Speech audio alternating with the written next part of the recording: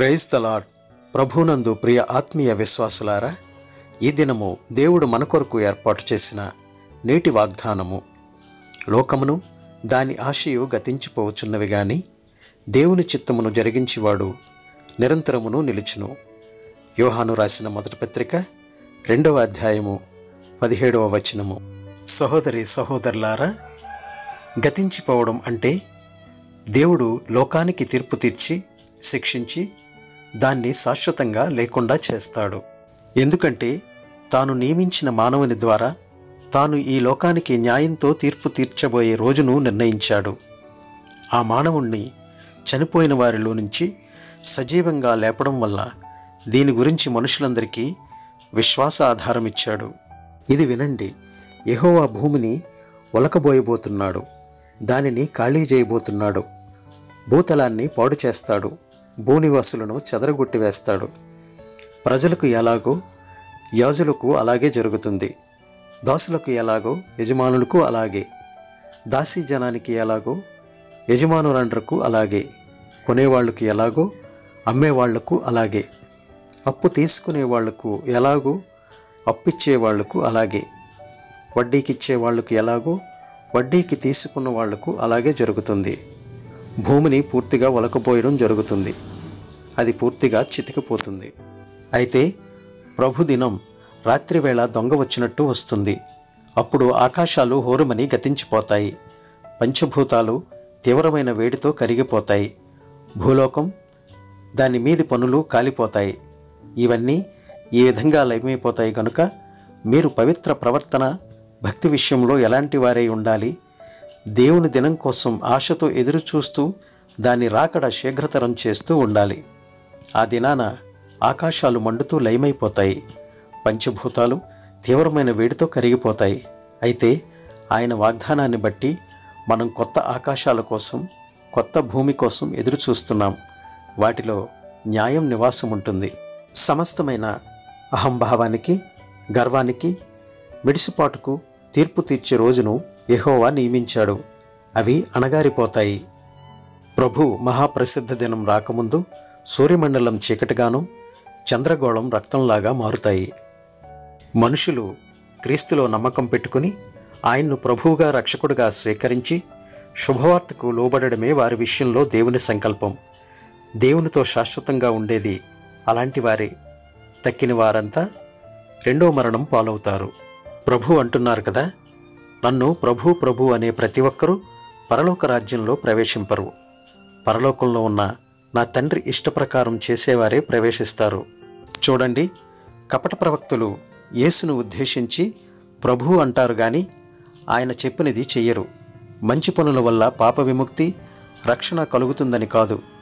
మనుషులు పశ్చాత్తాపపడి యేసు ప్రభువులో నమ్మకముంచి ఆయనకు లోబడి ఆయన చెప్పినట్టు చేయాలని దేవుని సంకల్పం. తాము సత్యాన్ని ఉపదేశిస్తున్నామని వారు అనుకోవచ్చు గాని వారికి సత్యం తెలియదు. తాము ప్రవక్తలుగా ప్రకటించడం, అద్భుతాలు చేయడం అనేవి తాము దేవుని రాజ్యంలో ఉన్నాం అనేందుకు రుజువులు అనుకుంటారు. అసలు సంగతి ఆ రోజున, అంటే దేవుని తీర్పు రోజున వారికి తెలుస్తుంది. ప్రసంగాలు చేసే సామర్థ్యత పవిత్రతకు గుర్తు కాదు.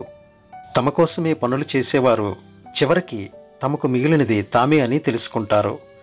వారి స్వార్థమే వారికి మిగులుతుంది, క్రీస్తు కాదు, దేవుడు కాదు, రక్షణ కాదు.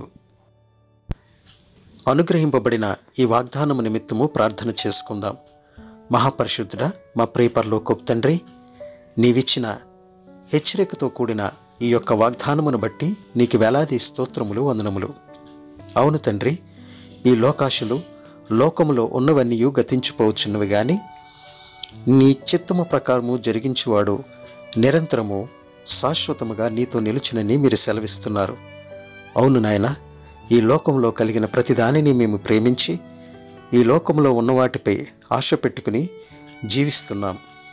అవును తండ్రి, ఈ లోకంలో మేము చేసినదే నీతి, మేము పాటించినదే పవిత్రతతో కూడుకున్నదన్న అహంభావము, గర్వముతో మేము ఉంటుండగా తండ్రి, వాటన్నిటి నుంచి మమ్మలను మరణాయన కాపాడి మా స్వనీతి వలన మేము గర్వపడేవారంగా కాకుండా తండ్రి అయిన దేవుడు మాకు అనుగ్రహించిన సంకల్పము చొప్పున తండ్రి, మేము మిమ్ములను ఈ భూప్రపంచంలోనికి తన కుమారునిగా పంపించిన వానిపై విశ్వాసముంచి తండ్రి చిత్తము ప్రకారము జరిగించువాడు శాశ్వత జీవమును పొందుకుంటాడని, మరణము తర్వాత తిరిగి సజీవులుగా లేపబడతారని మీరు సెలవిస్తున్నారు.